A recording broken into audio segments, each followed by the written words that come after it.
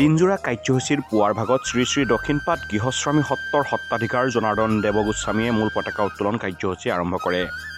আজি নৱগ্ৰহ মন্দিৰ কাৰ্যসূচীত অংশগ্ৰহণ কৰি পূজা অৰ্চনা আগবঢ়াই সৰুপথাৰ সমষ্টিৰ বিধায়ক বিশ্বজিৎ ফুকনে। নৱগ্ৰহ সমিতিৰ তৰফৰ পৰা দ্বিতীয়বাৰৰ বাবে নিৰ্বাচিত হোৱা বিধায়ক বিশ্বজিৎ ফুকনক সম্বৰ্ধনা জনোৱা হয়।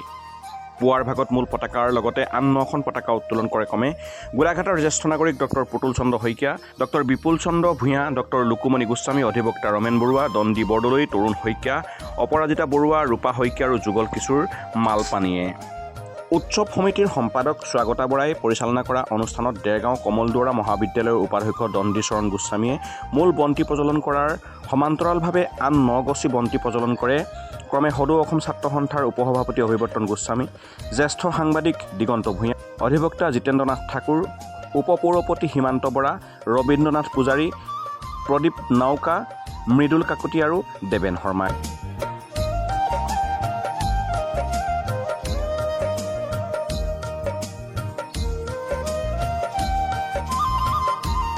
গোলাঘাটৰ পৰা মেঘালী শইকীয়াৰ সহযোগত খবৰ গোলাঘাট।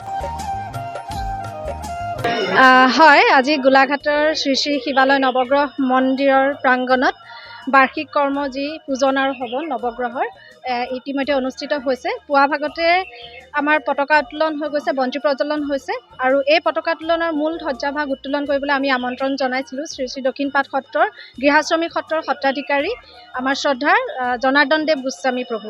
আৰু মূল বন্তিভাগ প্ৰজ্বলন কৰিবলৈ আমাৰ মাজত উপস্থিত আছিলে শ্ৰী শ্ৰী মুকলিমূৰীয়া টোলৰ ডক্টৰ চণ্ডীচৰণ গোস্বামী ডাঙৰীয়া।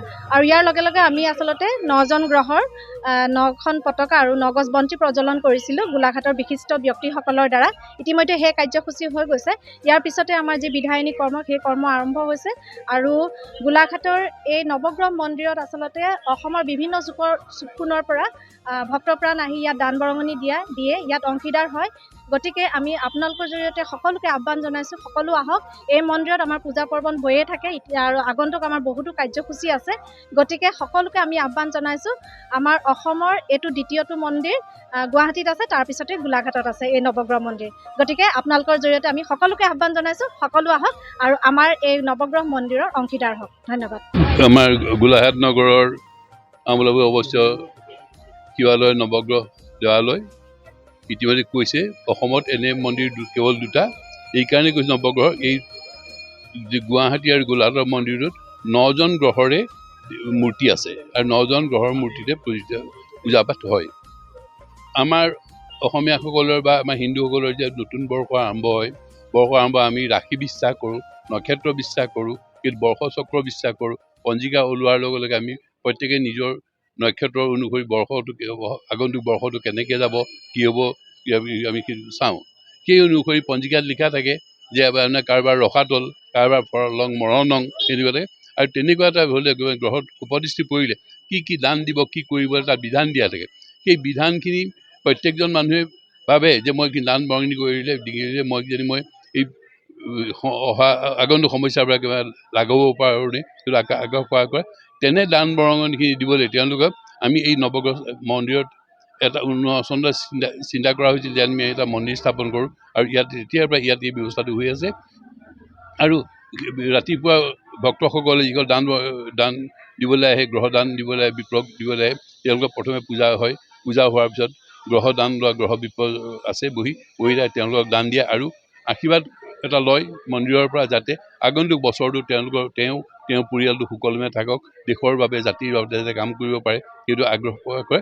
আৰু এই যেতিয়া তেওঁলোকে দান দিয়া ব্যক্তিসকলৰ আপোনাৰ যদি বাস্তৱত তেওঁলোকক চকুৰে চায় তেতিয়া বুজিব যে দান দিয়াৰ আগলৈকে, দানৰ কাৰ্যক্ৰমটো কৰাৰ আগলৈকে তেওঁৰ মুখৰ মানে আকাৰটো বা মুখৰ চেহেৰাটো আৰু দান দিয়াৰ পিছত তাৰ যথেষ্ট পৰিৱৰ্তন হয়। যেনেকৈ যে ফলং মৰণ সেই তাৰ কাৰণে যিখিনি প্ৰতিকাৰ কৰাৰ পিছত মানুহজন এনেকুৱা হয় যে মই অহা বছৰলৈ মোৰ এই আগন্তুক বছৰটোত মোৰ কোনো অসুবিধা নহয়, মোৰ কামখিনি হ'ব।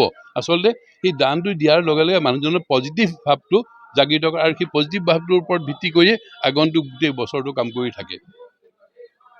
শিৱালয় নৱগ্ৰহ মন্দিৰ পৰা আজিৰ পৰা আমাৰ নৱগ্ৰহ যজ্ঞ চলি আছে।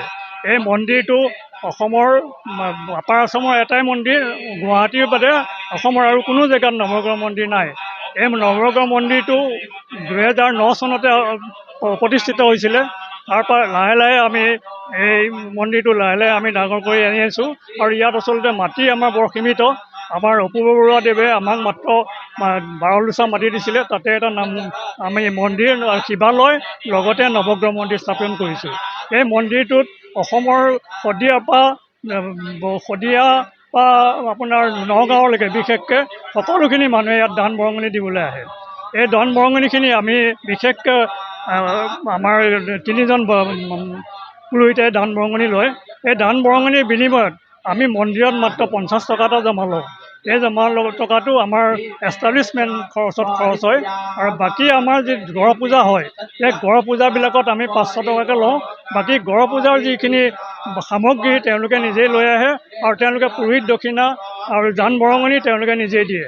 মাত্ৰ আমি অকল বৰ্ষচক্ৰ দানটোৰ কাৰণে আমি 50 টকা লওঁ আৰু পূজা পাতল কৰি আমি 500 টকাই লওঁ। এনেকৈ আমি এষ্টাব্লিছমেণ্টটো চলাই থাকোঁ। আমাৰ ইয়াত 3জন এমপ্লয়মেণ্ট আছে। তেওঁলোকক আমি দৰমহা দিবলগীয়া হয়। তাৰোপৰি আমাৰ বিভিন্ন জেগাৰ মানুহে আমাৰ ইয়াত দান বৰঙণি দিয়াৰ কাৰণে আমাৰ সেই দৰমহা চৰমহা দিবলৈ বিশেষ অসুবিধা নহয়। আমাৰ ইয়াত আমাৰ যজ্ঞ পাতিছোঁ, আমাৰ যজ্ঞ সমিতি এটা পাতি দিছোঁ। সেই যজ্ঞ সমিতিটোত আমাৰ ডক্টৰ বিবেকানন্দ শৰ্মা আমি সভাপতি পাতিছোঁ আৰু স্বাগতা বৰা তেখেতক আমি সম্পাদক পাতি এটা 21জনীয়া কমিটি বনাইছোঁ।